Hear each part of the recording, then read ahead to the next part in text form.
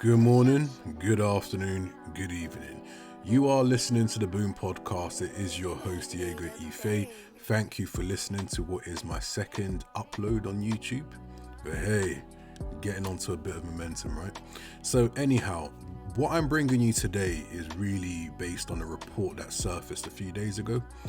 It is about a man called Damon George, right? He's been likened to the father of Abraham, father of all nations, that is, because he uploaded a post on his Facebook account that went viral. The post claims, in the post he claims he has 33 children from at least 4 baby mothers. In the portrait that he put up on his Facebook account, it had 24 of the 33, okay? It done the rounds. You can imagine that there were loads of opinions that kind of, were elicited off the back of the post. I will go into them in a moment, but I just want to read parts of the news report just to kind of expand the context of what we're talking about here. So he does, I'm going to read the quote. It seems like there might be a bit of grammatical issues, you understand, some punctuation and what have you, so please do bear with me. I might mess up some of the pronunciations. Without further ado, the legend, the legacy will live forever. I want to thank my kids' mothers for helping me make this day possible. I want to thank Rochelle Leonard and Emily Lachey Caraway, Messi, Okra, and Uncle Billy, Jackson, Nana at Tommy, Linnell, Miles, and also Cortland Nicole for staying and helping with my kids. Thanks Nikedra, Kedrapu, Haggerty for our photo shoot and being understanding with 9 missing. It still turned out good. I'm truly blessed, he said. Okay. So you can imagine that there's been quite a response. So these are the reactions to Damon's photo with his children. One comes from a certain Jade Cooper. She said, "That's not something to be happy about. That's a lot of broken homes." Another one, Bessie Ray wrote, "Creating a legacy of single mothers and broken homes. This is the sickest shit I've seen." Another one, Flo Nathan, commented, "This gonna be a rich family in the long run. That's about 16 incomes low." I detect some sarcasm for the avoidance of doubt.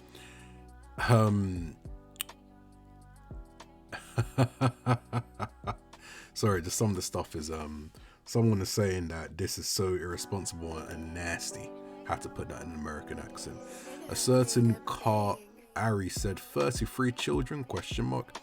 If be fruitful and multiply was a person, well, I guess it is a person, isn't it? So I mean, that was a bit of a superfluous statement, but nevertheless.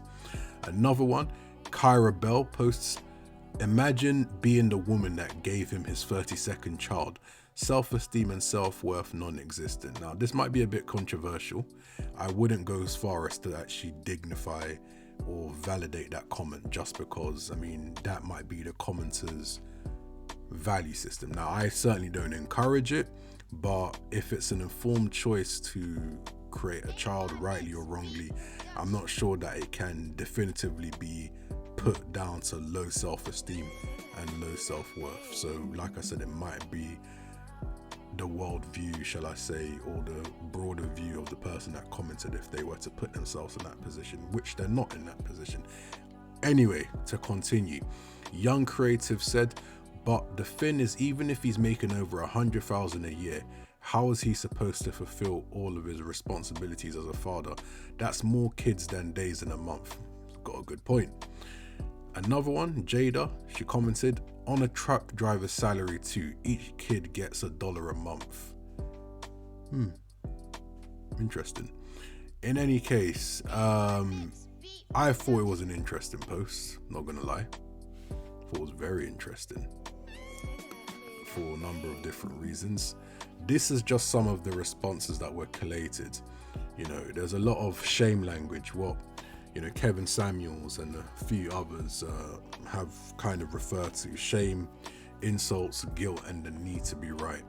And there was a lot of it. If you searched on Twitter was like a repository of a load of comments, comments along the lines of what I read. and also stuff which was like just bitter Betsy's, you know, like one woman was saying that, oh, none of you men should laugh, you lot probably have 3 or 4 kids you're not taking care of. And the thing about propaganda, right, you repeat a lie enough times, it eventually becomes true. This is in an American context. Sure, I'm not American, but I'm going to stick up for black American men. Of the 60, depending on the statistics or the sources you look at it, somewhere between 60 and 80% of black children come from single parent households, right? Of which, you know, it's only 20% of black American men that are producing that. So see, there's a situation where there's, maybe not in the case of this particular Latter-day Abraham, but there are men that are having multiple baby mothers. It's not uncommon, okay? And so to tar every single black man with it and to make all black men kind of accountable is really, it's terrible. It's a poor reflection of, you know, should I say the dynamic, so-called black community dynamic. You know, why would someone who claims to be part of the same so-called community or race really want to make such a statement? It doesn't make sense. But I'm going to go into gender war, my thoughts on the gender war, in the next recording. So it was just a shame. Like I said, you know, it just doesn't really reflect the reality. You know, the fiction that has been peddled, well circulated. At least 53% of black American men are single and childless, right? And I believe I saw if it's up to 64% of them are in the middle class. You know, 20% of all black men, if I'm not mistaken, are in the upper class echelon. So they're not doing terribly bad as a group. If I'm being honest, they're actually doing pretty well. If you look at certain statistics, but of course, you know, many, granted, I don't want to digress, you know, will naturally be looking for room for improvement. And, you know, certainly I'm rooting for them, and I'm sure others are. So look, the comments were a bit disappointing in certain respects, but there's one thing I'll say real quickly. I don't want to drag this recording out for too much longer. One thought came to my mind. Forgive me if it's a bit inappropriate, but I have to share it. So I started thinking, there are several men, not the majority, several men who have multiple baby mothers, right? And many of these children do not have the father's surname, they have the mother's surname. In many cases, these children are not all known to each other. They don't necessarily know the extent of half siblings they have with different mothers. Now, and again, not all siblings look alike, especially not all half siblings. So in some instances, certain children will have taken more of their looks from their mothers than from their fathers. And then of course we know black people are very diverse, so you know, you've got different hues, skin complexions and what have you. So when you take that all into account, I hate to say this, but there is the possibility of dating your sibling and not even realizing it. I mean, there's many people that have got with their cousins and they had no idea, just because there wasn't a strong kind of, what I'll say, when I say like a support network, what I mean by that is, you know, where people have certain family get-togethers and people know who's who. They don't necessarily have that because it's somewhat of a dysfunctional setup. So it may not necessarily be a guarantee by any means that there's going to be incest, but when you do reckless stuff like that, right, I believe that increases the likelihood of it happening. And I do know of several cases where half siblings have got together not knowing they're half siblings, and then you can imagine the PTSD and all the other madness that results off the back of that. And I don't know. I mean, I don't want to presuppose the mindset of what, you know, that these men have when it comes down to creating these children. But what I will say is that some men just want to bust up the place. They want to skeet, they want to shoot up the club, and just the most important thing is tunnel vision. In that moment, I must get mine. Okay, unfortunately, this is what's kind of influenced a lot of their behavior. So to sum up everything, look, most of us are never going to try to emulate Mr. Abraham, so we're good. You know, Demond is going to probably be in a league.